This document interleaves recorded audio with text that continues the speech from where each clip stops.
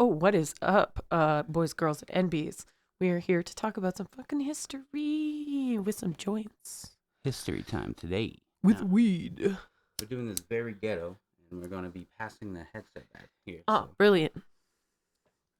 Okay, perfect. I believe the levels are good. All right, awesome. We can start this show. So, why don't we go ahead and tell everybody what this show is actually about? Oh, hell yeah. So this is our fun little thing called Sword and Stoned. And yeah, I had to double check. It's called Sword and Stoned. And we're going to talk about history while getting stoned, because what's better than some really fucking weird history and some weed? Yeah. We're not getting historically accurate stoned. We are lighting up some marijuana, and I hear you got a real good old story for us today, Morgo. Yeah, this one's actually pretty solid. Not gonna lie, I can't even remember where I heard it first. But let's get this started right. All right, let it up. While Morgan does that, I'd like to take a minute to thank our sponsor. No, I'm bullshitting. We don't have any sponsors. This is all for fun here, ladies and gentlemen, and bees. And I mean, if people like it, they like it. But more so, we just want to put this story out there and put out really cool stories that Morgan's found throughout their studies and their travels. But yes, why don't you take it away? What it was? So this is the German peasant revolution? Yeah, it's the German Muntzer revolt. It has to do with a guy named John Muntzer. John Cheeseman. Cheese man. We love the cheese man. Love cheese. So as like a first thing before I get into it, there's an unfortunate amount of the literature that I found is in a narrative structure, so it kind of takes away a lot of historical fact. It just piles on some goo on top of it and makes it a little bit more confusing if you're trying to figure out some more factual stuff. But such is the way with history, where like all you have to keep in mind is what we're reading and what we're hearing is what somebody wrote down. And literally just that one person. So we're missing the actual events coming from the perspective of hundreds, if not thousands, of people. History is weird because there's things that we do have written down. You can't take it as fact. It's a lot of speculation by historians. A lot of hearsay. Yeah, a lot of hearsay because like we're taking the written word of one guy who was probably in the court of somebody, some inbred fuck. Yeah, but anyway, yeah, breaking it down is just an unfortunate amount of the literature I've come across for the topic is like 40 plus years old and super narrative heavy. So it's sifting through a lot of apocryphal stuff rather than hard facts. It's difficult going through that. But I mean, some of the best stories that you can pass down through others, and some of the best stories that you've told me, they're not always 100% like historically fact like this happened. So I think that's the best part about history is you do get to kind of leave it up to your interpretation of the events. Like if you try to put yourself in that mindset of like, what would a peasant be like during a revolt? Like, yeah, maybe this stuff did happen. Maybe it's exaggerated a bit, or it could be exactly the way that they wrote it down. But that's the cool part to me, at least, about history, as I'm starting to learn more from you. History is like putting together a quilt, I suppose. Like you have all of these bits and pieces, and then you got to try and match them up with other bits and pieces. And sometimes those bits and pieces were written 300 years after the fact, and there's no other documentation. But yeah, it's kind of bonkers. So yeah, we're talking about the Muntzer Rebellion today, which happened in Germany. I don't have the date up here. That's kind of oh well. Hold But up. I can find one real quick. yeah, find a date for me. I have it in here somewhere, but From 15. 1524 to 1525. So it was really short lived, but it had a huge impact in like how religion is today, especially like Protestant religion, shaped a lot of Germany. And I don't know. It was also, I like peasant revolts and peasant wars because power to the people. People got really creative and interesting with it. Is back at a time where people would stand up for injustices towards themselves. I mean, I wish we still kind of had that revolt energy. I know we can't because there's drones and black water and things that will, you know, just a common person can't really fight back against a tank. But with that being said, revolts to me embody just pure human Connectivity. connectivity. Yeah, I'd say connectivity and just uniting against the lesser the common evil. Standing up for the greater good against the common evil. It's fascinating that you know we've had to have so many revolts because humans have been historically so brutal towards each other. Absolutely brutal. I actually have a quote here, and I wish I had written down where exactly it's from, but at the end of this, I'll give my sources so you can find it for yourself. Um, it is antagonism towards ruler or landlords seems to almost always have overridden the tensions within the peasant community. So, as one of my other favorite podcast hosts will say, it's the unified concept of fuck that guy in particular. Yep. Very unifying. If you find a guy to hate, ooh, yeah, you can bring a lot of people together.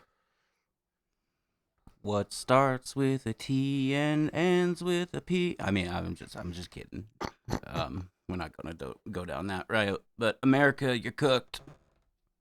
Fuck America. No, I mean, I still have friends and people in I America. mean, same. But like, And family. don't. I worry for them. I really worry for them. But anyways, that's a topic for another day. But also, it is kind of really intertwined with what we're talking about because, I mean, I love talking about peasant revolts because I also see a lot of things where I'm like, maybe we can do that. Maybe we could be like the French. Maybe we could be like the German peasants. Although I will say that this gets really messy into it and probably not the best representation of a good revolt because it is not a good revolt. Oh, see, that's what I like to know. I like to figure these things out. But I mean, to make an omelet, you gotta crack a few eggs. No, that's a really brutal way of disconnecting. But I mean, this did happen in 1500s. So you gotta think like so long ago, even though it's so close to us. Like at the same time, we have progressed drastically so much since then. So of course things are bound to get a little messy. But yeah, I mean, before I should probably bite my tongue though. I don't know much about this subject, so maybe I'm speaking out on something that might turn out to be horrible. We will find out. It's a bit of a mix. But I had a thought, but it left me. This is a problem Oh, with weed. my one thought that I had was the closest energy that I've seen to revolt energy lately has been Tesla's being burnt down by the Beautiful. French. I think, Chef kiss. yeah, that's fantastic. Um, but yeah, why don't we go ahead and we enlighten me? I'd love to learn. So there's some solid context I'm going to have to put down first. And I promise one day I will actually really get into feudalism because it's fucking fascinating. I love learning about the regular people. It's hard to find some of that stuff. Like, I'm not going to get on a tangent there. I'm just going to get into this. So I should probably explain a bit of the Reformation first for context. Basically, some folks that thought that the Roman Catholic Church was being a real big penis for owning like half the land in Europe. I can't remember the actual numbers on it, but literally a good majority of farmland, of towns, of just forests even were owned by the church. And they were also selling indulgences, which I think I've told you about before. Mhm. It's basically you're paying your way out of purgatory. So the Roman Catholics believed, and I think they still believe, that after you die, you spend a time in this place called purgatory where you kind of atone for your sins. I believe it says how it is. So purgatory is a place like okay, if I'm remembering back from my ex-Catholic days, oh boy, this is fun. But purgatory, I believe, was a place that's like it's like the waiting room. So before, if you're like a bad person, not a great person, but you have some good in your heart. I think they send you to purgatory, and then they decide whether or not you can like go into heaven or hell. I believe good Catholics, I think, immediately just get the pass straight into heaven, and then they have to meet Saint Peter's at the gates, and then he judges you based off of your but I could be completely wrong on that. I'm pretty sure I'm correct. But Sounds legit. yeah, purgatory is more like the waiting room between heaven and hell, where they basically decide where you're gonna go. So they called it limbo as well. Limbo. Just stuck there. Some people get stuck in purgatory forever, according to the one Catholic priest that I did not like growing up. That's terrifying. Mm-hmm. But yeah, some people could pay their way out of it. So even things going as far as murder, you could pay your way into heaven. Sounds like Catholicism to me. That sounds pretty accurate. I know, right? They loved their money. So yeah, some people were really pissed that some people revered saints and had a lot of like imagery in their houses of like the cross or paintings of Mary, stuff like that. So they were really mad about that. Some people were really mad that other people got baptized. It just created a lot of tension.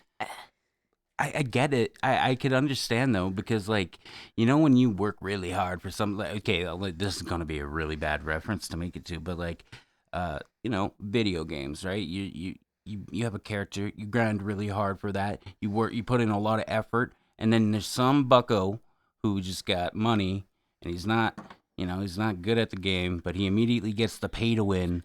So he becomes better at the game than you, or he gets better stuff in the game than you. So you start to resent those people.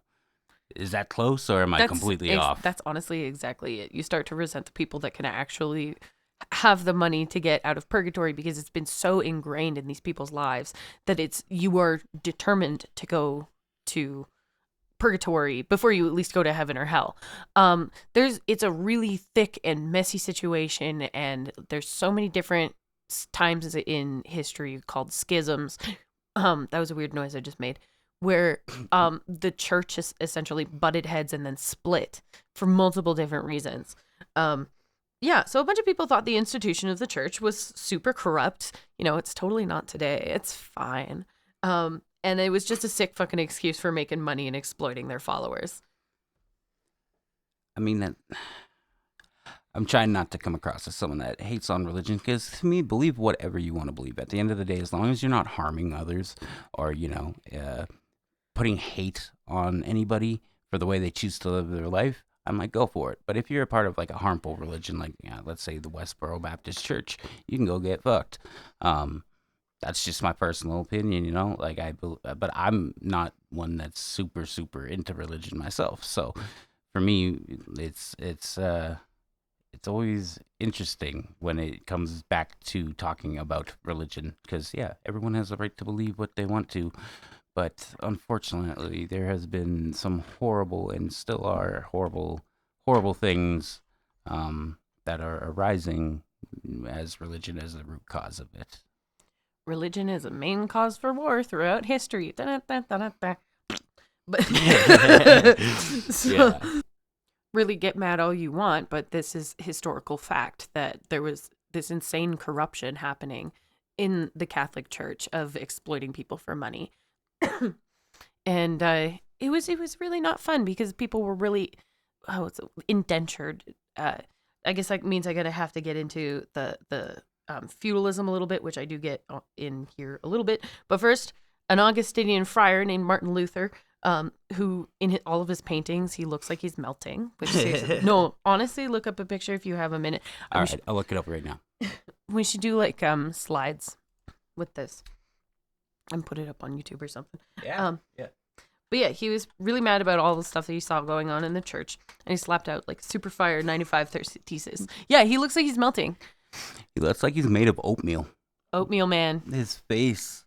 He does also look like a very rotund man, but like there's something about his face that just looks like. Was he syphilitic at all? I have no idea. As far as I understand, he was a very devout man, so I wouldn't assume so, but also, you never know. Because like the group that he belongs to, the Augustinians, are named after St. Augustine, and St. Augustine famously had a real rowdy youth. Like, whoo, boy. Didn't we all? I used to do drugs and now I don't.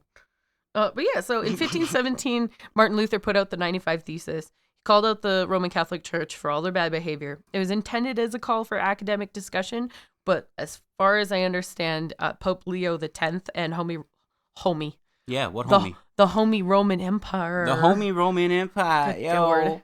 The Holy Roman Emperor Charles V excommunicated and outlawed Martin Luther after 1521 at probably the most metal sounding meeting called the Diet of Worms. Diet of Worms. That's gotta be like somebody. There's a band somewhere called Diet of Worms, or they There have a has to be. song called Diet of Worms. Has to be. Yeah, if not, someone take that right now. Like- We just gave you something great. It sounds metal as fuck, but I believe like diet is Latin for like a discussion or group or gathering, and then worms is a place in Germany. So, Damn. yeah, could you imagine like, oh, I come from Worms. What?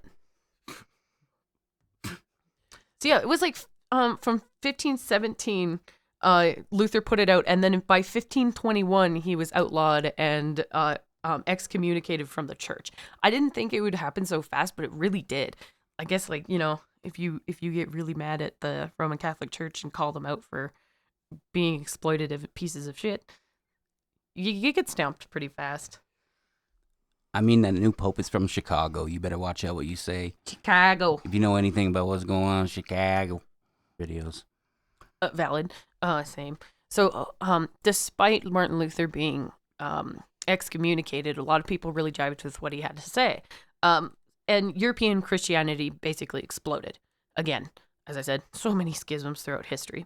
This is a fun little nugget that I always like to pull out. Wow, I'm so stuck in the 1500s. In 325 CE, Santa Claus, St. Nicholas, beat the shit out of a guy because they were talking about like, oh, is Jesus equal to God or is he just like a human son of God? That was the biggest argument in like the split between Eastern Orthodox Church and the Roman Catholic. So is that anything to do with the Byzantine? Yes. So, the eastern side, I always get mixed up east-west. The eastern side was like the Byzantine Empire. This is like after Rome has come to be quite small in the comparison of how it had been a little while ago. Okay, makes sense. Yeah. Well, I'll have to talk about the Byzantines at some point because they're fascinating too. So yeah. Anywho, the church was in disarray. The aristocracy was clamoring for more power and land. Peasants were begging for basic freedoms while being gobbled up in the expansive wars between inbred fucks. So, honestly, the inbreeding got way worse with time, but it was guaranteed to be really bad here. Like fucked up faces, wild mental health problems. Like there's so many mad kings in history, from those who believed they were made of glass to some who were so violent that they had to get locked up.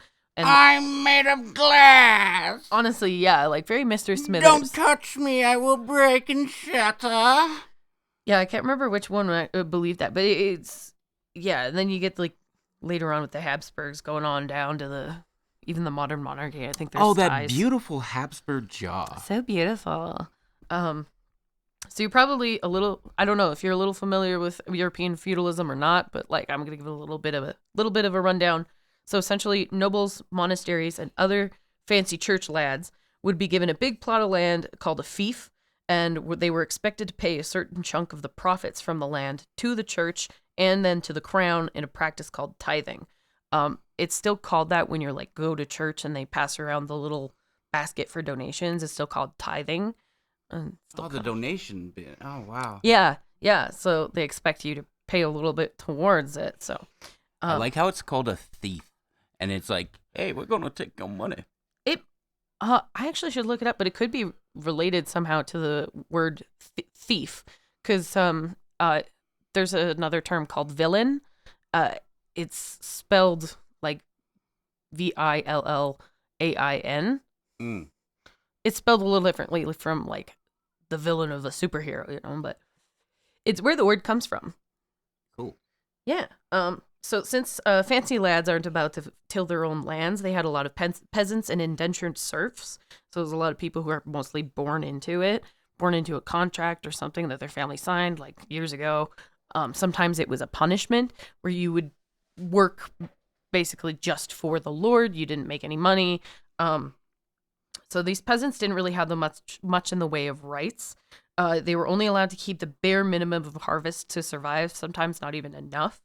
They had to ask permission of their lord to do so much as marry, travel, or even harvest firewood. That's crazy. Yeah. So you're basically, wow. I mean, I get it. Being an indentured servant, I get that. I mean, that's horrible, but like that's crazy though. You are basically this man's property. Yeah. Even if you were just a plain old villager, you pretty well were still under the thumb of whoever lord it is. And it could be like shaped in a way as you're doing it for the king and country because you're giving this money to the lord gives the money to the king, but you have no say in politics, you have no say in who's in charge. Even like bailiffs and sheriffs and people who would go around and like keep an eye on things were usually elected by or chosen by the lord of the fief. Oh wow. Yeah. So it had gotten really worse as there was a shift from Germanic to Roman law. Surprise, surprise. The Romans were kind of shit, especially to indentured servants and farmers. Really, really shitty to Big farmers. surprise, yeah. Yeah. So originally, under the German law or the Germanic law, peasants were originally able to hunt and fish freely, and they were no longer allowed under the Roman law. So it's very similar to how British or English, I suppose, feudalism came, where like you had to ask permission to so much as gather firewood, little sticks off the ground. You couldn't chop a tree. You weren't allowed to chop a tree. You had to pick up the stuff off the ground. So kind of yeah, sucked. because isn't it like that's the king's property? Yeah, it's Like the king's land. Yeah, and like you can't. You're considered poaching if you like hunt Mm-hmm. any wild game that is because it's the king's game and his animals. Like that. That's crazy, man. Even Yeah. if you were to, I wonder if you were to even like kill like a wolf if you're in one of those situations. I doubt you could. I don't know why my mind went here, but if that would be considered like like if the Poaching. wolf was attacking you, if that'd be considered poaching. That's actually a good question. I really have no idea how they'd handle that because wolves are very scary to the medieval peasant. Yeah, no, it's not like Kingdom Come Deliverance where I can just slash through them with Henry. No, okay, sorry for that. No. Very off topic. No, I mean, all of this talk is making me think of KCD too. So, well. But yeah, under the Roman law, if you so much as stepped out of line, you could be punished with death because you were just a peasant. There were other peasants. Again, like even though these people were kind of controlled by the Holy Roman Empire, they were not Roman citizens. They were not citizens, just plain and simple. So they had those restrictions put in, increased taxation imposed by their ecclesiastical lords because their ecclesiastical lords got to make sure they have gold foiling on everything. So gaudy, just like the new Oval Office. Ew. Have you seen that new Oval Office? It's absolutely ridiculous. Nasty. I'll pull up a picture for you because that is crazy. It's nasty. But yeah, so there was a lot of corruption and the extravagance of the clergy and the lords. There's also a possibility of there being very poor harvests, possibly a drought. I read it somewhere in some archaeology thing. But it's, oh my God, that's hideous. So gaudy. You put gold on everything. Everything's gold. Everything's gold. Put gold on everything. So yeah, there was a really depressed populace, and that just naturally leads to dissent because people are really mad and they don't have their little treatsies. They will often revolt. Sure, it doesn't lead to really good Midwestern bands. It does that too, and it also leads to goths and like ravers and emos coming out. Nice. Yeah, come on, kids, let's be punk forever. So also, when I say peasantry, I mean anyone who wasn't a noble landowner or clergy. So peasantry means folks living on the manor farms, including free farmers, indentured laborers, village elders, and skilled craftspeople. So naturally, this means that there was some class divide among the peasants that lasted long after these events of 1524 to 26. But they seem to have been brought together under the, as I mentioned, the communal ideology of fuck that guy in particular. They had a particular and a common enemy is the thing. Common enemies really are what do it. Bring a lot of people together. Hey, you! Yeah, you in particular. Fuck you! Fuck you, buddy. So the most universal factor in the uprisings of rural Germany is a direct relationship with the Reformation. Despite the Lutheran belief of the evil commoner, because it was kind of viewed that, like, if you were a commoner, you weren't good enough to be rich. Like, you were probably destined to go to hell. Um, it was the prosperity gospel that, like, some of the what do you call them? The TV pastors will preach. Oh yeah. Like, if you have money, you've been chosen by God, which is the stupidest fucking thing, and I've never understood. Now say to me, To me, empty your pockets for the Lord, for the Lord, and for me in my mega million mansion. my McMansion, it's got 10-foot doors. Yep. Yeah. I mean, I saw someone legitimately tried to have an argument with me the other day about how church pastors, like on the mega TV pastors that have stadiums dedicated to them, you know, the ones that like didn't offer up their places during a whole bunch of stuff. Anyways, those guys, really cool guys. He tried to say that they're non for profit, and I said you could check their net worth online, and it's in the millions. And people will just straight up believe that person has been chosen by God to be rich. And it's stupid. I'm sorry. It's stupid. So Luther himself called this uprising a carnal perversion of his idea of gospel, which was fucking hilarious. Because he didn't want it to happen. He didn't want people to revolt violently, but they did. And essentially boiling down to in his name of Reformation. And so he tried to publish stuff to denounce them and tried to distance himself as much as he could. But realistically, if he hadn't set the Roman Catholic Church on fire, none of this would have happened. So, yeah. I feel like, you know, that at least back then, I mean, hell, even today, man, you strike first. The Roman Catholic Church has the right to defend itself. kind of took it that way. So I should also point out how important religion was to peasants and to everybody really in this time period. It was all you had. It was all you had for education, for entertainment. It was the only like paintings you would see would be the stuff you'd see in your little town church, because people would paint the walls with scenes usually of Adam and Eve. So that's all you would see. And man, when things were really, really shitty, like it had to suck back then. No running water, no plumbing. I mean, someone with IBD, that's my nightmare. No plumbing, man. You have to pray to something. You got to be like, please help me get out of this situation, because, I mean, that's all you have. No plumbing, and more often than not, a communal butt stick with a sponge on it.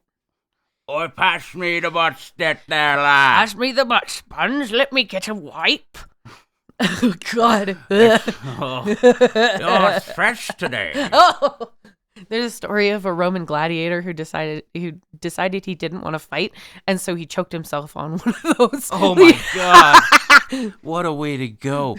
Like, a shitty way to go, you could say. Oh, nice pun there, brother. Oh, dad jokes. I love that though. Like, really, like, no, I'm not gonna fight for you anymore. I'm going to drown on the poo stick. Oh my God. So Luther's little religion explosion that he still denounced, but, you know, he still made it happen. Sucks to suck.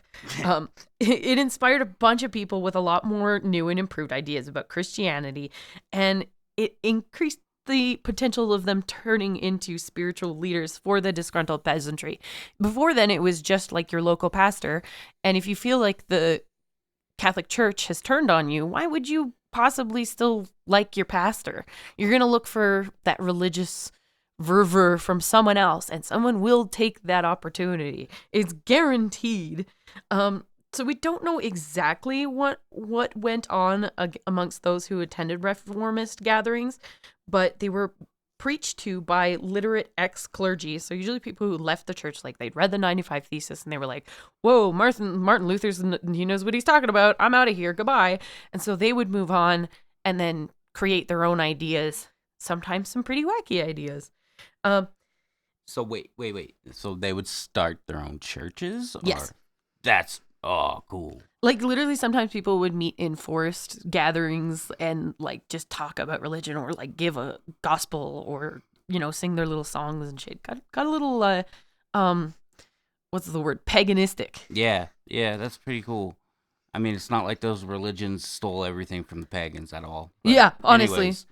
So another problem with this is that these people who were preaching to the peasantry were regurgitating their own versions of what Luther had said. They had so much of an opportunity to change what he said and put it into their own words, because it's not like these peasants had the ability to read. So much is like, you know, they couldn't read like their vulgar language. They certainly couldn't read Latin. Oh man, so you're telling me he could just be like, and it says that you have to scratch my back whenever I ask you to. Yeah, exactly. You could make up whatever the hell you wanted and to. And he's like, well, the words say it, I have to do it. Exactly. And people, you know, there was a lot of a religious fervor and a lot of that dissent about being treated like shit. So people latched on to anybody who could give them some semblance of equality, especially. So like some people were super chill and they would just hang out as a community with just like little differences to conventional Lutheranism. But there were also some who were really, really not chill. They wanted to see instant and total reformation of the church. So when that didn't happen fast enough, they took it upon themselves to seek it through violence and promoted themselves to God's elect and were just bound and committed to taking over it all. It's literally the same mentality as like the first crusade certainly did. It was just a bunch of people being told one thing and they were like, whoa, you're right, and then following along with it. I mean, kind of blindly following orders, like all wars. It's, yeah. But this one is extra because of the religious aspect to it. Yeah, as soon it's as like you when you think you're bound by God and like you are set on this earth by God to be his blade and to go take down, like, you know, people that don't believe in the same, I guess, the same exact, like, they don't have the same level of belief as you, right? Mm-hmm. So, yeah. I'm right, you're wrong. That's the scariest thing, though, because that person is not afraid to die. That person will be reckless. They will do whatever because that person believes no matter what they do, God has them. And that's terrifying. It is terrifying. If you have that belief that you are guaranteed a great afterlife, yeah, you would have no give a shit for what's going on right now. You'd toss yourself in, no problem. Me personally, I'm like, I like where I am right now. I'm not moving, no thanks. Yep. So it was usually, there was a lot of symbolism of these reformists through a second baptism. It's really special because essentially it's an annulment of the Roman Catholic baptism and reintroducing their new religion. So most people got baptized as babies, and people do now. I did. Yeah, a lot of people do now too. So this was huge because you would wash away your sins of Roman Catholicism and put yourself into a new religion that you believed would be better for you. So jump in a river, a sinful Roman Catholic, and come out as one of God's elect. It acted as like a contract to the beliefs and to the leaders of the radical groups in place of a Roman Catholic tithe. So you would release yourself from all of the Roman Catholic tithes that you had and just embrace a completely new life. It's the same thing as like, what do they call them? Like born again Christians now, where they get way too into it because it's so new, it's so fresh. They've left their old life behind. Yeah, that's like, I mean, when anybody chooses to be like, this new thing I'm into is my whole personality. That's like I know we all know the one like weed guy, the one guy whose whole personality is just weed, like Bob Marley t-shirts and like, you know, legalize it, man, like all the time. Just, you know, that guy where he like smoked it once and he became a nug of marijuana, like that that that happens where people. It's interesting how people will do that. I mean, I used to. I can't fault my. I used to do similar things where and get way too into it. That's hyperfixation and ADHD. But I don't know. I always found that interesting of like people that, like you said, born again Christians or like anybody that really uses something that they're into in that moment to define their whole personality. Now, when you apply that with a religious belief on top of that, that it just you can see how the level of extremism just grows and grows and grows. And a big part of this is that people are destitute and now washing away these ties to the Roman Catholic Church. They don't have to pay their taxes to the Roman Catholic Church anymore. They're sovereign citizens. So you can really just pick one. You can take a bath or you can pay the church. I'd take a bath. I would take a bath as well, but sovereign citizen, man, like I'm traveling, I'm not driving. Like that kind of sovereign citizen has ruined the word sovereign citizen for me. So anytime I hear that, I'm like, oh yeah, it's the most insufferable people on earth. Usually white supremacists. Oh, Oof. jeez. Ooh. Ooh, oof. So yeah, this whole second baptism is super radical to the reformist ideology, and it's where we get the term Anabaptist or baptized again. And this is also super important because these were adults making the decision. That's a huge turning point, is that an adult makes the decision to be baptized. Mm-hmm. And then right directly from that, the offshoots are like Hutterites and Mennonites. I should still look into that. So regular society ostracized the Anabaptists for being critical of the usual tight relationship between religion and politics, plus being, God forbid, baptized twice. How dare. You took a bath twice in your life? Disgusting.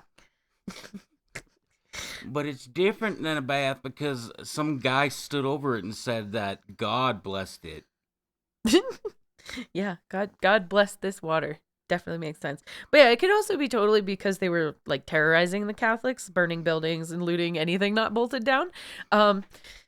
This happened a lot too because there was a Calvinist movement as well, and they believed that like any imagery, so like crosses or paintings and stuff like that, were bad and you should not have them. Like it was heretical to have those, so they would steal them and melt them down and shit.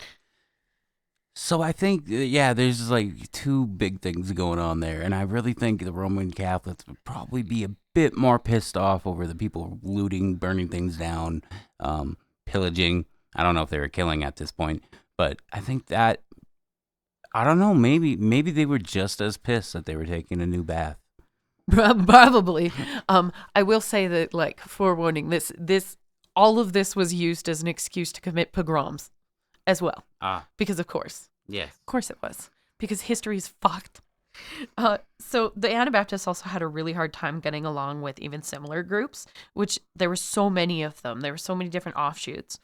There were so many subsects and splinter groups. The history has become really long and muddy. So keep in mind that a lot of what I say about radical reformers and Anabaptists are big, fat generalizations. There are so many different offshoots. It's just like today where like there's, I don't even know how many bits of Christianity there are, but there's so many.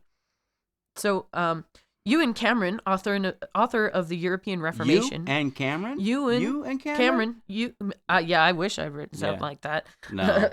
It describes the atmosphere of the 16th century as heady for the for the Anabaptists to willingly remove oneself from mainstream society to join the group of God's elect. And it definitely required a strong belief in the spiritual and the end of the world, even a willingness to die for one's beliefs, like we were talking about. That's so heady, bro. So heady. What, no head? No, but what does that even mean, though? Like, heady.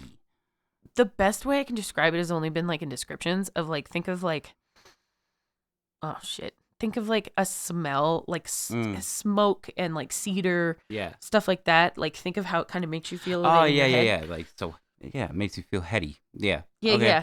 Kind of little, I don't know. I don't really know how that works in, whatever. Weird That's word okay. choice. English is fake. It is, but sorry. Didn't mean to throw you off track there with that one. I find that an excellent descriptor word. It was heady. It was heady, lad. It's better than saying it was pregnant. I hate that. Yeah. It's not pregnant. Ew. So often the beliefs that people were putting their whole lives into, and they believed their souls as well, were heavily bastardized versions of Lutheranism preached to them by perhaps unhinged, angry fellows.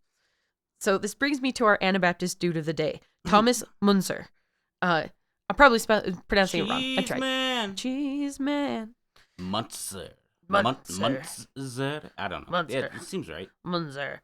Muntzer. Muntzer. No, that's Muntzer. No, he's not French.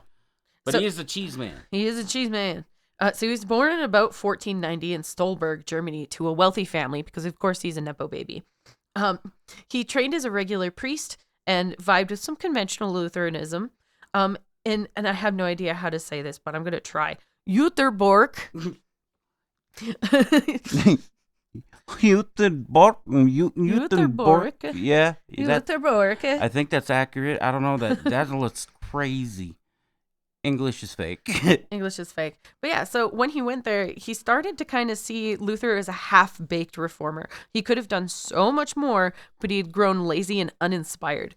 He didn't write much or do much then, but he kind of taught and bounced around some of central Germany. It was kind of boring in his youth.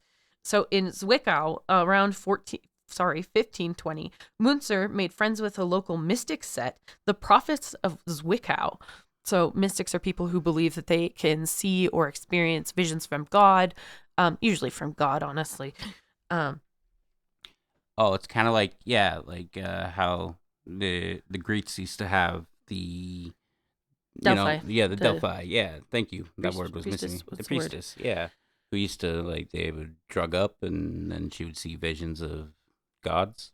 Is that similar? Yes, kind of similar. That one. Mona. We have a cat. Baby. I should go into that at some point because it's believed that the oracles at Delphi were like breathing in gases from like splits in the earth, sulfur and shit, and kind of like getting weird off that. And it's possible that some of the prophets and such of these times were eating some funny mushrooms. I don't know. Okay, so I guess my idea of it is only from movies and whatnot and pop culture of like, oh, they were all on drugs and doing drugs and seeing visions. So, but also you can't rule out that they haven't been doing drugs. We just don't know. And it's also like we don't know if they had any other mental illnesses. That's why you can't diagnose historical figures. You can kind of like speculate, but you can't say for sure. I've heard so many times that like, oh, Joan of Arc had like schizophrenia or whatever. And I'm like, well, you don't know that. Mm-hmm. You weren't there, testing Joan of Arc. Yeah. So, yeah, visions of God. They were the prophets of Zwickau, who were inspired by their belief in direct visions of God. We were talking about you. Mm-hmm. Yeah, sorry to take you No, off. it's all good. I just gotta find my spot. I'm also gonna blame ye old mystics, Master Eck, and I can never say this name, Joaquin Flores, for that, because apparently Muntzer was a really big fan about their writings about visions. Interestingly, this sect of prophets wasn't a secret or anything. Even Luther wrote about them, considering that they might have been really divine. So even Luther bought into it. Wow. Like, isn't that crazy that it just takes immense self-confidence for no reason in oneself to convince a bunch of other people that, like, you're special? You're special and you can see into the future and God speaks to me. They would have had to at least have, like, something that they, like, oh, yeah, if I see into the future, they would have had to prove that some way. Or, like, like, old school, like, parlor tricks and stuff, like, manipulating people, do you think? Or do you think maybe there was something there where it was like, that guy's actually seen some stuff. He predicted this. It's pretty accurate. Or was it like how some cultures got manipulated because they would know like the patterns of the moon and know when like blood moons and things would come? Would you say it's similar to that? I think a mix of both is a good answer. Like some of it could have been, somebody just taking advantage of the situation. It could have also been somebody who was seeing maybe things like from a disorder or from taking drugs. They were seeing something and interpreting it. it's really hard to say unless we have like specific words from somebody saying, haha, I faked this and made a bunch of these people believe it. So, I mean, like these people, in the same way that people put stock into, what are they called? The prophets of Zwickau? Mm-hmm. In the same way that people put stock into the Masons, people would put stock into the prophets of Zwickau, you know, although they hold rituals and they call themselves kind of secret, but they're not actually secret. Makes sense. That's really cool. Yeah, so they directly inspired and validated Muntzer, so he started picking fights with local aristocracy because he himself was also an aristocrat. Always got to remember that. So he started encouraging layfolk to disobey an ordinance that forbade cloth workers to preach.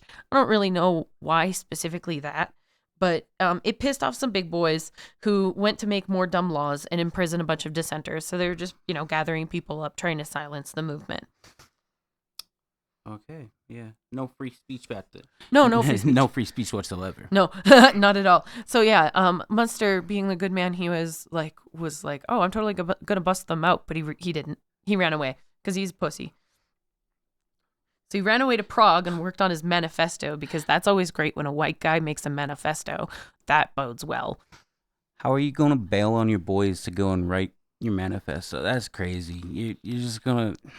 Come on, man. He got no loyalty to the people that, you know, from day one, they were there with him, brought him up. Yeah, he could have gone with them, but he didn't because he was a wiener. But yeah, and made himself his manifesto, and only manuscript fragments remain, and it's essentially a culmination of what he learned from the prophets of Zwickau and other Luther adjacent critiques of the Roman Catholic Church. It's all good, man. It happens to the best of us. I get tongue-tied every now and then. So, quote, the spirit of the fear of God has never possessed the clergy, but the elect firmly cling to this spirit as their only goal.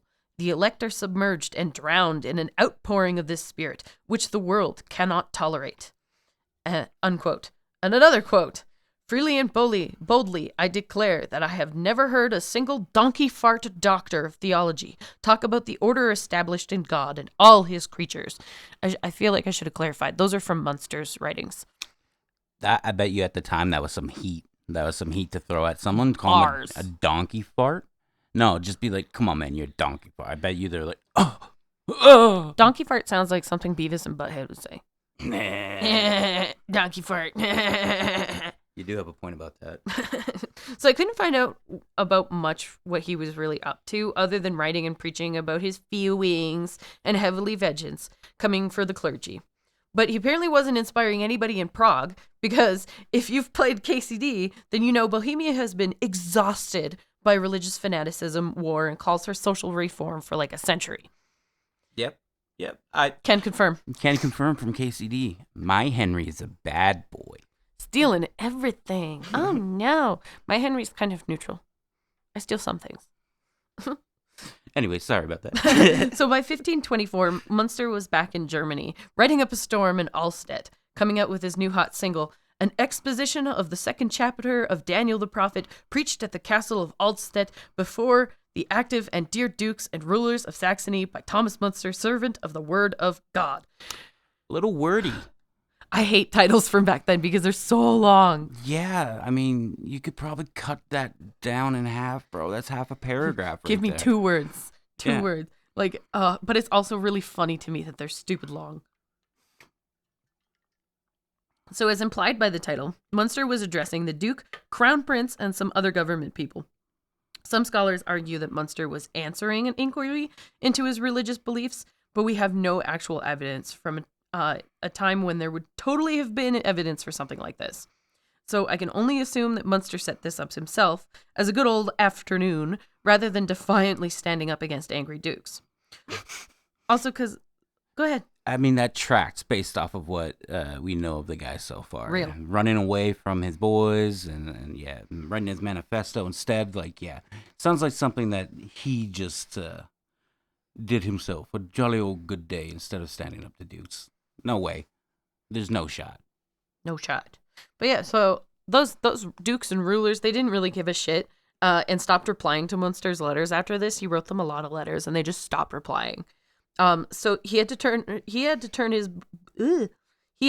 to his backup booty call, the crowds of thousands of peasants who came to listen to him doing this. So he probably walked around a lot and like told people, hey, I'm going to go talk to the dukes and shit. You should come and follow and listen to what I have to say. I guess at that time, anybody just wants a voice for them. They're like, this guy is like aristocrat. He is saying that he has a connection to the dukes and stuff. Yeah, we should probably follow him. That makes sense. Yeah, and being ex-clergy, he was one of the few learned in the group. Mm. So Muntzer turned to the common folks and said what disgruntled and superstitious peasants with nothing left to lose love to hear. The end of the world is coming, and those chosen by God will be saved. For God clearly speaks about the transformation of the world. He will release the elect from their shame and pour forth his spirit over all flesh. Gross. So he started a cult? Yeah, yeah, and the crowd went fucking wild. Oh, wow.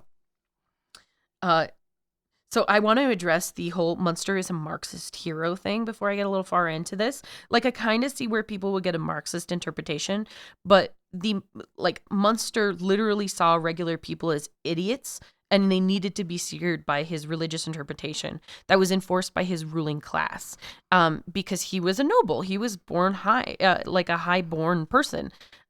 So it was a religious thing for him. So rather than a Marxist, I'd say that he's more of a Jim Jones type. So sure, he was pointing out the corruption in church and the clergy, but for the financial struggles of the peasants to invoke early modern capitalism and communism, for that matter, as an explanation for the Reformation and the coming uprising can be at best a research frontier and at worst a species of mystification. So he started a cult, exactly like Jim Jones. That's crazy. Exactly. They drank the flavor aid. So he was literally just right time, right place, talking about the shit the peasants wanted to hear. And that being said, this is like the first time that anyone has ever told all the books from the Bible in succession and in the common vernacular. So he was preaching to them in the Germanic language, like the Germanic vulgar language, not in Latin. So this was huge. Because like if you were talking to people in Latin, they didn't know what you're fucking telling them. Exactly. They can finally understand what you're saying, and then, he's preaching about God, and for the first time ever, they're like, I'm actually making a connection to the words that this priest is saying.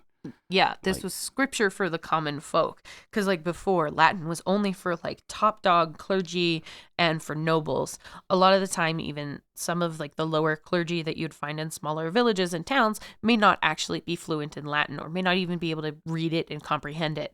They're just spewing it back really well. So Muntzer and his peasant groupies founded a super secret society in Alstead, bound by a simple oath. Those who denied him, the aristocracy in the church, had to be overthrown and replaced by his followers, and those who refused to join this new kingdom of God's elect on earth should be killed. It's likely that the oaths were sealed with baptism, as Muntzer was a really big fan of the whole cleansing of the Roman Catholic sins, emphasizing in his sermons that it was a rebirth, becoming like you became the elect. So like holy water is God's spirit or whatever. You pour some God's spirit on me. Yeah. Just cut to like homoerotic boys in the lake just dumping. You dump water on me, I'll dump water on you. Ooh, yeah. I always like to think of Luann from King of the Hill getting baptized. I'm a virgin.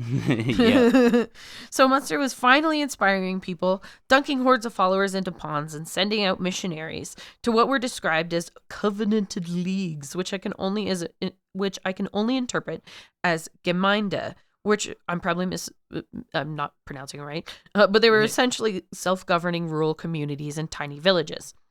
So even if Muntzer was sending out pamphlets with his missionaries, literacy was not the norm. That doesn't mean that everyone could read, and they had to rely on what they were told by others that could read. So understanding faith was still totally a class thing, and those at the bottom of the food chain got their Reformation information Nice. through a long game of telephone. things got really fucked up. Yeah, it's understandable that the fact that only a couple learned people per village, probably, right? So then they not only are reading that, um, but they are interpreting it, right? And then they're passing on their interpretation of that. Exactly. So that's where things start to get messy. Yeah, so basically all the info the disgruntled peasants were getting from people that, like, the missionaries that Muntzer sent out, were the clergy is fucking us over, the end of the world is nigh, and especially for the Muntzer fans, we are God's elect and must violently reform politics, economics, and religion.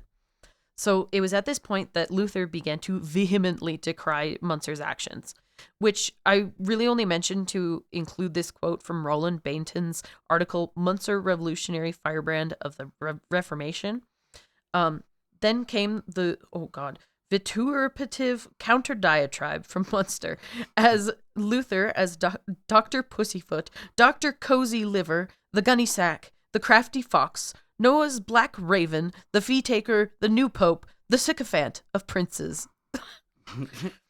Muntzer then suddenly left Alstead mid-1524, most likely because he was bullied by the Duke George of Saxony, who was described as a rabid Catholic. I can't even imagine. Yeah, no. So from Alstead, Munster weaseled around Germany until he got to Mulhausen in Thuringia. I'm probably saying Thuringia. That's how my thing says to say it. Not only smack center in Germany, but as some would say, the epicenter of growing unrest in the peasantry. So a little bit of background of Thuringia. For time, a little bit. I'll keep this as brief as I can. Mm-hmm. Early on, it was mostly inhabited by Germanic Celts called the Thuringi. So fun fact, it suggested that these were some of the first folks to figure out ironsmithing in about the 7th century BCE. In 772 CE, Charlemagne, or Charlemagne, ordered the forcible conversion of the non-Christian Celts and took over the settlements the Christian forces didn't burn to the ground. Feudal monasteries and churches began to pop up all over Thuringia, including special boy churches built especially for canons and bishops. Rulers thought that if they funded and built these churches, they were going to go to heaven, which is kind of why there are so many all across Europe. So I'm going to make it really clear that even though the folks who lived and worked on the church lands were Christians, the clergy and aristocracy thought of them as uncivilized, with stone hearts, and in need of guidance from those above them. I will say this real quickly. This is starting to become like Game of Thrones with the amount of people that are involved with this. There are so many different names, and it feels like different houses. I'm doing my best to keep up with this, but you know that leaf be hitting pretty strong. So every now and then I got to be like, wait, what's happening? What's going on? Game of Thrones is all based on the War of Roses from England. We should go into that sometime because it gets as fucked up as Game of Thrones does. It's fucking crazy. No dragons, but it gets really fucking crazy. Who knows? There might have been dragons. Could have been. So peasants were taught to honor and revere their clergy and to even dedicate their worldly possessions to the church if they died childless.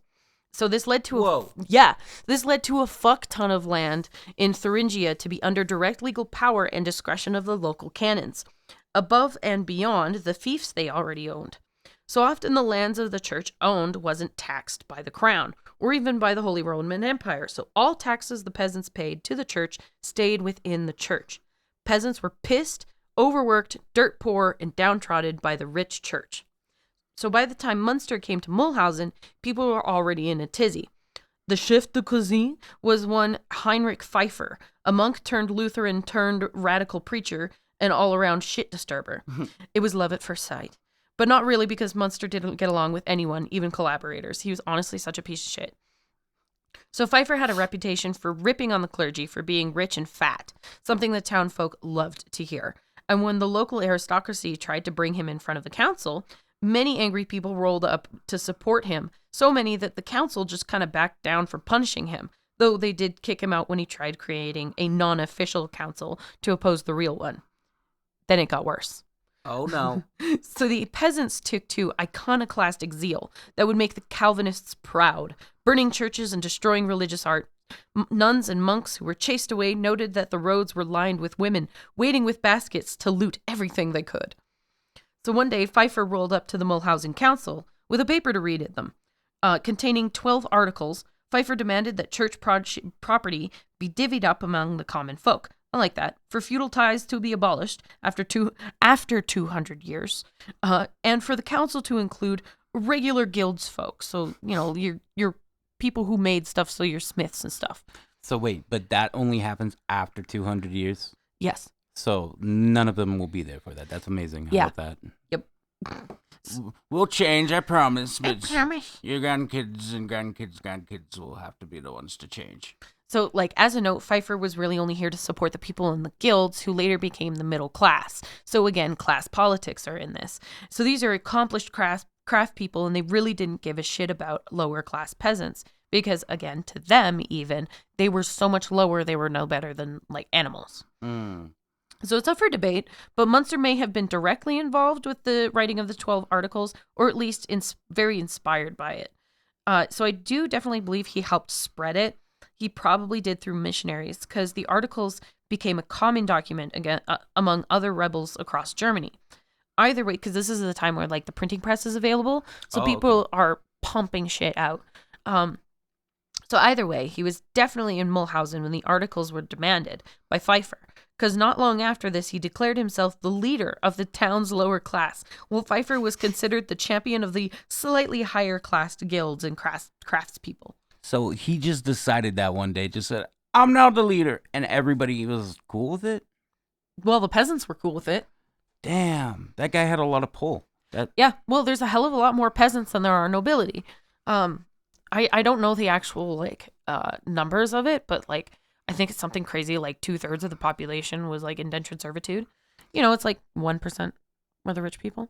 So it sounds like this guy's really, really shitty. A really shitty person, but I'm on his side for this. Yeah, it's I kind of fuck with it a little bit. It was done under the wrong guise is the problem. In the same way that Jim Jones did it, of preaching himself of a social democrat, I don't know, but of black rights activist, and then he went on to kill 900 people, 600 people. Jesus. So Pfeiffer and Muntzer butted heads over their slightly different ideologies, as Pfeiffer wanted feudalism to be abolished for the benefit of the guild folk, and Muntzer was really there just to create his Anabaptist kingdom of God. Because their boyfriends couldn't sort out their differences, the leftovers of the old council managed to get enough people together to kick Pfeiffer and Muntzer out of Mulhausen in September of 1524. Nice. But by December, Pfeiffer had been recalled by his powerful guild connections, followed closely by Munster's local adherents, who called for him to be allowed back in too. Up until then, Mr. Busy Bee Muntzer was basically on a propaganda tour in the surrounding area, inspiring more rebellious Anabaptist spirit in the rural peasantry. People began to flock to Mulhausen, preaching and rioting in the name of Muntzer and their kingdom of God. By February of 1525, Muntzer was back in town, his furious dissenters filling the streets, calling for the death of prominent aristocrats. Many of the town's upper class fled, and those who didn't flee or fall in line with the dissenters may very well have been murdered. So an armed assembly of citizens was called, though I don't know why or by whom, but Pfeiffer and Muntzer leapt on the opportunity to rally the crowds to depose the last of the council. It is hardly debated if this was actually a violent overthrow, but I'm pretty certain a bunch of furious, disenfranchised people with weapons wouldn't be super polite to the people exploiting them. Not to mention Muntzer's concept of divine law essentially legitimizing violence against those who disagreed. So, yeah, when people try to say this wasn't violent, I call bullshit. Yeah, I have a really hard time believing that you get a bunch of fired up, pissed off, indentured peasants that have, and their weapons were brutal too, because they were just the common tools that they had. So they were rusty and terrible. And I feel like mob mentality at a certain point will take over and people will just become violent. You see it all the time. It happens all the time. But especially these guys, because they have had years of being shit on. Their whole life they've been shit on and stepped on. So now they finally have the means to do something about it. Oh, hell yeah, they did something about it. Absolutely. So, by March of 1525, Pfeiffer and Muntzer were essentially the dictators of Mulhausen, ruling over their select class spheres from the two churches in town because they couldn't share space. So they established a new council, one that anyone could attend, which is kind of cool, and Pfeiffer got hard to work on his new policies. while Muntzer took the opportunity to pick his favorite monastery and hole up with his chief supporters to write some nonsense and get up to general monkery. And yes, monkery is a word to do with being a monk. That's pretty cool. So he was getting off on his own time to start like doing some like self-searching monkery stuff. Yep, absolutely. Oh wow. So he did continue to endlessly preach about the end of the world, divine law of gospel, and how the princes and the prelates who defied the word of God were to be mercilessly destroyed. So he organized a lot of young choirs of young, very pretty people to sing and dance about, putting on a good show, which totally worked. It always works. So he even sent out more missionaries to the surrounding communities, and peasants flocked to Mulhausen, drawn by the promise of an egalitarian Christian alliance by and for the common folk, validated by the calls to reform both church and state, assured in divine justice, proven through law of scripture. That's a really long sentence. So this guy is literally doing all the right things in this peasant's eyes. He's bringing the entertainment. He's bringing the scriptures. He's bringing the validation of them, and it's hard. As much of a shitbox this guy is, it's kind of hard not to be like, yeah. I mean, yeah, I'm with the cause. I love a good peasant rebellion. I'm always on the side of the peasants, but also they get into some pretty fucked up shit at times. So yeah, all this law of scripture that was being preached, you just got to remember, it was stuff that Muntzer was writing and pushing himself. So by April, Germany was on fucking fire. Oh, okay, maybe I spoke too soon. Hordes of peasants under Munster's Anabaptist theology and led by Pfeiffer, sometimes thousands strong, poured into towns and cities across Thuringia, dumping the aristocracy's money in the streets to spread it among themselves. They stole financial account books and destroyed tax records in attempts to dissolve feudal lands. Aristocracy did not flee or join, were often hanged. Oh, wow. So they just straight up were killing everybody. It didn't matter. Just everybody. Like, if you were there before and you had any bit of money or you if were you smart. dissented in any way. Yeah. Especially aristocracy, but like, if you dissented in any way. So that also, that leads to them going against a lot of Jewish communities. Oh, wow. That's great. That's fucking typical. It's so terrible, man.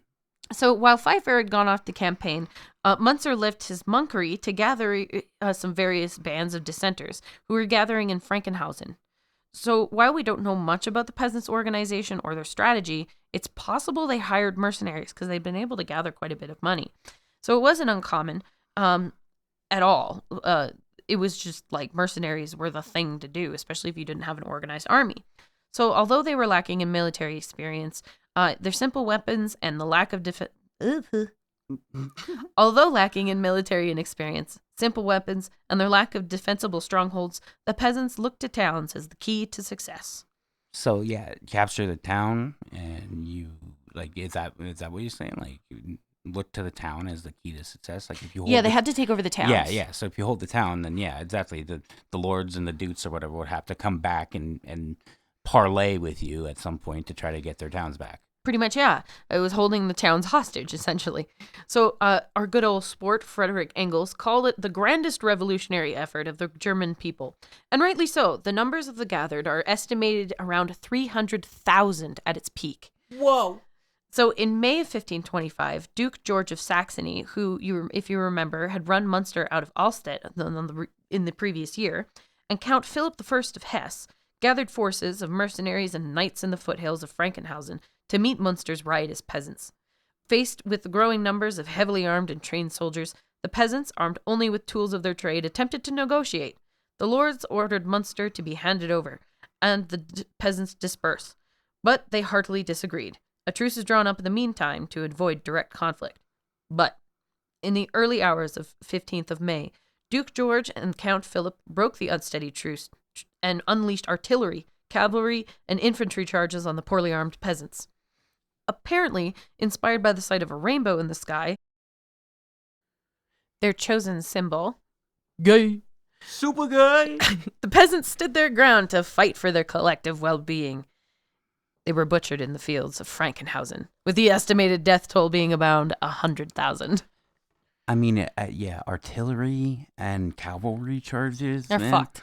Yeah, they said, oh, you thought you had fun in my town. I want it back. And Oh man, when the rich wage war, it's the poor that die. True. So naturally, Muntzer and Pfeiffer fled, but they were captured pretty soon after. So on the 27th of May, 1525, after what I can only assume were hours of agonizing torture to secure their confessions, the leaders of the German peasant war were beheaded. So after the defeat, military patrols scoured the rural landscapes for lingering dissenters, paying special attention to Anabaptists. Punishments were apparently severe fines, as most ringleaders and religious fomenters were already dead, and dead peasants can't pay work or pay the land taxes. So at a certain point, I guess they probably had to stop killing them because they're like, without these peasants, yeah, they can't pay land taxes or they can't work. So did they ease up at all or no? I actually am not sure. Probably not. It probably made the nobility clamp down even harder on them, but I can't say for sure. So there were even postmortems done at the time on the dead dissenters after the battle, and by medical practitioners at the time, if you can call them that, deemed these people to have some fatal internal flaw that led to all of this, because it's stupid. So, despite the peasantry being soundly defeated by the aristocracy, there were official investigations into the conditions of the peasants. Okay, so this answers the questions from before. Okay. Sympathetic to their cause and working off of the 12 articles. Though the investigations had no real power to influence the ruling class, it appears that some genuine attempts were made to safeguard the legal rights and subjects and mitigate their economic burden. So that isn't to say that it was all hunky-dory. There was still a lot of rural unrest in Germany and much of Europe for a long time afterwards. The events of 1524 to 26 were no more than an episode in a centuries-long fight to defend the rights and independence of the lower class against the encroachments of the wealthy lords and the church. So not to mention, there were dozens, if not hundreds, of religious ding-dongs, just like Muntzer, all over Europe, not even in Germany.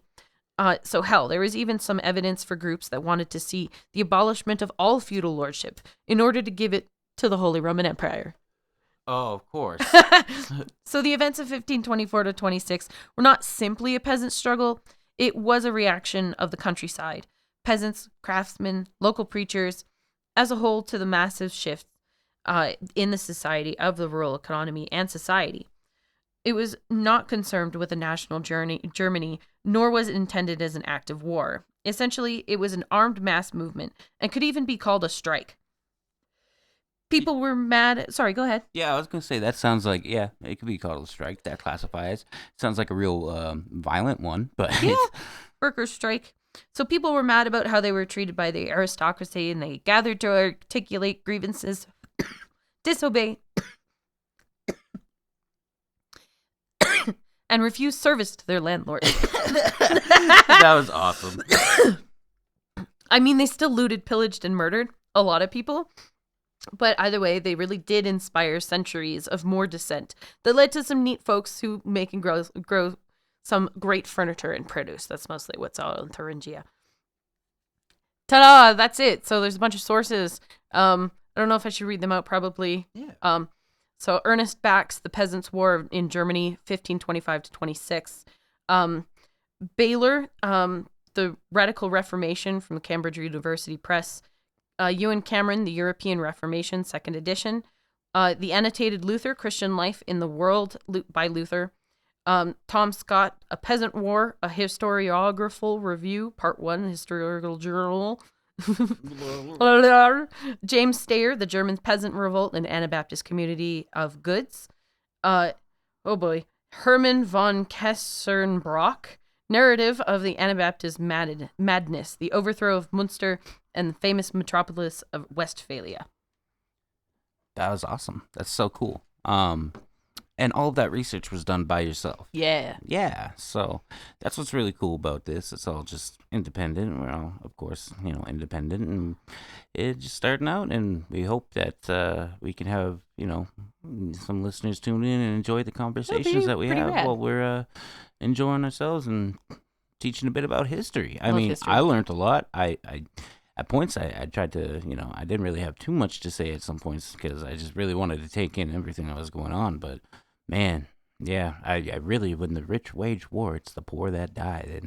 But damn, that spirit, that fighting spirit to rebel, that's awesome. We need that. Yeah, I love a good rebellious spirit. Shit always goes sideways, but I love the spirit. Yeah, exactly.